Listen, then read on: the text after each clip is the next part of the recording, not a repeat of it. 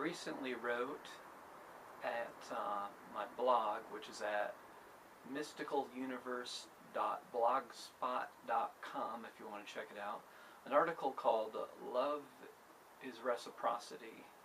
And in it, I used a metaphor towards the end about people being like a sun, you know, like a star, or a planet. And I wanted to expand upon those terms and add some other terms. In this universe, we have stars, aka sun, if you have a more personal relationship with a star. We got planets, asteroids, moons, and black holes. And there's some other things, you know, going on, like the rings of Saturn, but you can kind of think of those as little moons. If there's any other thing going on in the universe on that level, can't really think of them, but feel free to add other ones into the comments and your own interpretation of what kind of metaphor they may be. A sun person or a star person is somebody who radiates outward and doesn't expect much back, if anything. For example, Eckhart Tolle is a teacher who is truly a sun. He is not a needy person, and I would love to be like him in terms of the peacefulness and contentment and just complete needlessness that he exhibits. He shares because that's what stars do. They shine and they give warmth to the planets that are around them.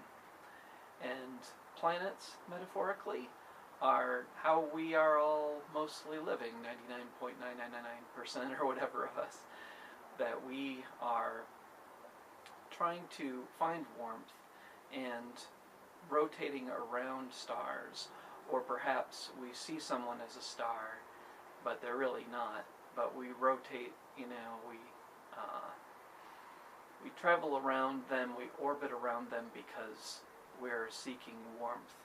And if you have two people that aren't really in touch with their own inner sun, and they are rotating around each other, then usually dysfunction arises because neither one has found their own source, their own sense of warmth. And so they may project onto the other person that other person is their star, but they're really just, you know, heading towards a kind of eventual collision as they rotate, orbit closer to each other, because there's no stability. You don't have that kind of stationary eminence that comes with being a star. So I think we all ultimately want to get in touch with our inner star, our inner shine. And a moon would be around a person who, you know, you could have a person who's a planet and recognizes that they are a seeker and rotating around a sun, like when I'm watching some spiritual teacher on video or whatever, I am rotating, I'm a planet, and there could be another person around me that's like a moon, you know. I could be a secondary teacher, but I'm not truly enlightened. And I have a phone ringing in the background, I don't know if you can hear it, but anyways, the whole moon thing is kind of like somebody who's not getting their information directly from the source. They find other people that they get information from, and, you know, rotate around that person perhaps, but ultimately their challenge is to seek the sun and to become their own sun as well.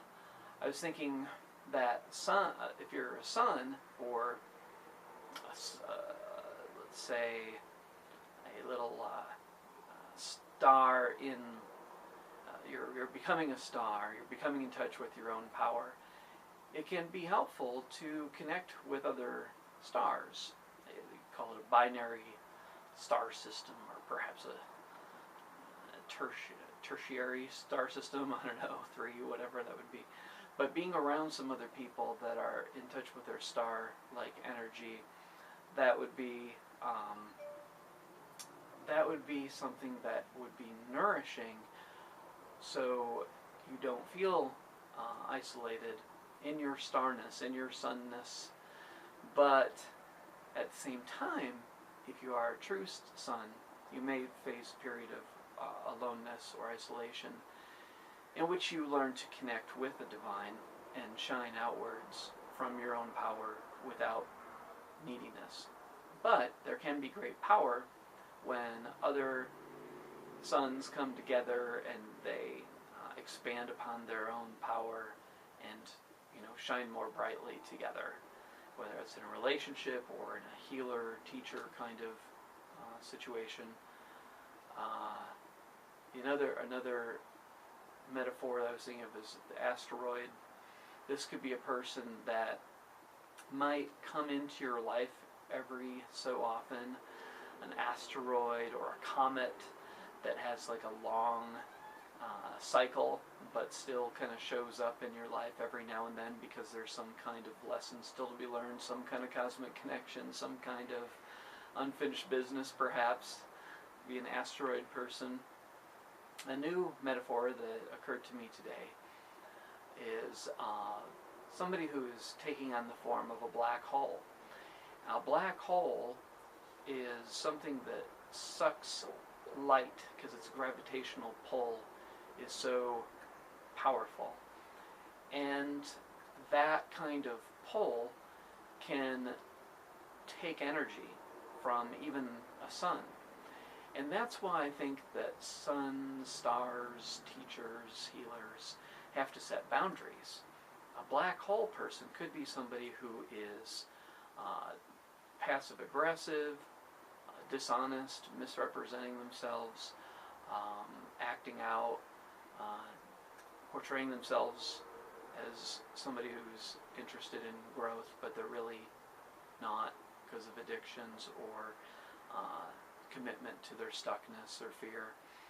And so that black hole energy can suck up anything: suns, planets, moons, asteroids. Everything gets sucked up. Another metaphor for this kind of energy would be a psychic vampire, somebody that, or an emotional vampire, somebody that's pulling and sucking without giving back. So, in the universal scheme of things, you just hope that a black hole does not approach your star system. But if you are a human being, and we're talking metaphorically, the trick is to not invest in black hole energy because it depletes you and it does not fill the other person.